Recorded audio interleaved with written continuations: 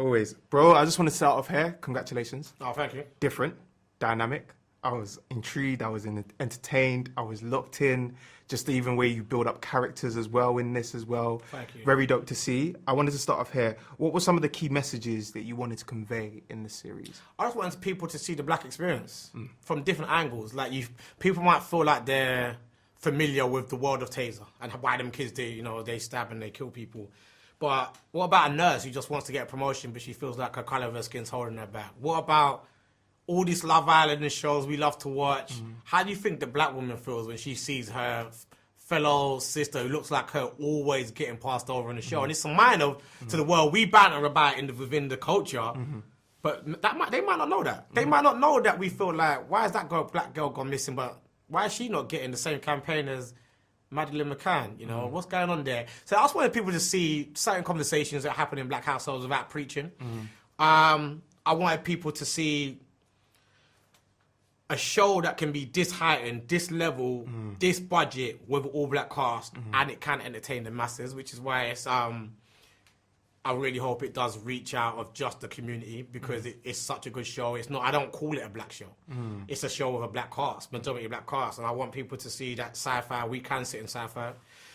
I want people to I want it to raise awareness for certain things, you know. I want, even someone like a Taser, who people feel like they've seen his character in this show and that show, and this film and that film, he feels like he's been abandoned by the one person he loves the most.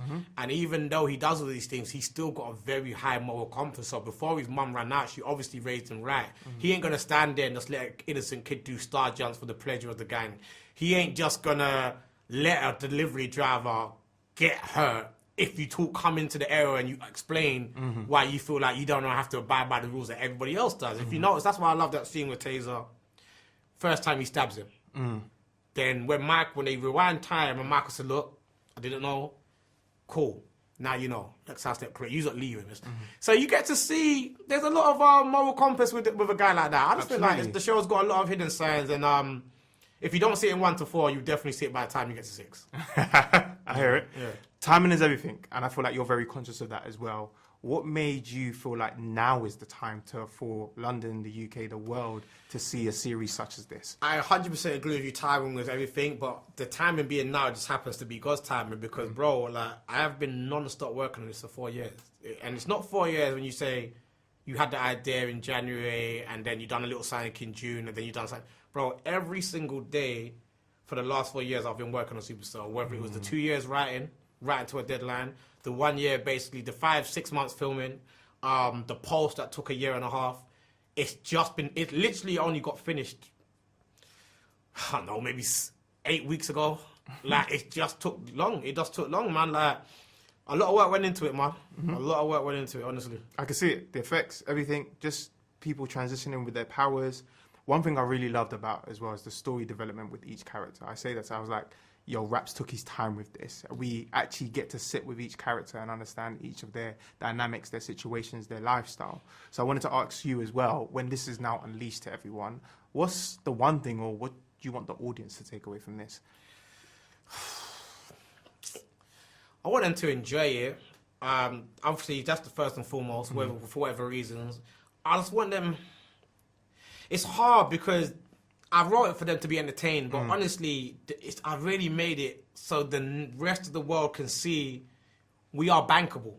Because honestly, like, if you watch a lot of the all-black car shows, they're small, they're domestic, you know, they're fun, they're good shows. I'm not here to put any show down with an all-black car, but how often do you see shows that look like this with an all-black cast? And if there's going to be more, it just has to get through. So I just want people to know that I want Amazon to see a show like this. Oh, we saw what Supacell done for Netflix. We need one. Apple to look. Oh, we should get one of those all black harsh super shows as well. I want it to become the norm that you don't have to give us the baby budget small shows and just let us live with that and be content. I want big shows. I want actors to be able to get their paid here so they don't have to fly to Hollywood. I just want it to open doors, man. Honestly, that's the biggest thing. That's why I use so much unknown cast. Yeah. I really just want it to be a stable. I want this to be the beginning of a whole run of high-end British black shows. Yeah. My last question, because I know I've got time. I need to go after this. What's next for you, Raps? I mean, someone that's actually followed your career, seen it through and through, Blue Story, Shy, all of it, coming through. What's next for you? I just finished writing a movie that I wrote over the last few months. I can't really speak too much on it now, but put it this way, I haven't come this far to go this far. It's non-stop for me, man. Yeah. Like, I don't stop. Like, I've got so many more stories to tell. Okay. So yeah, let's hope everything carries on, man. Let me know when you're doing casting. Oh, Please. are you serious? Please, Yeah? very serious. Oh, okay, Very say serious. no more, bro.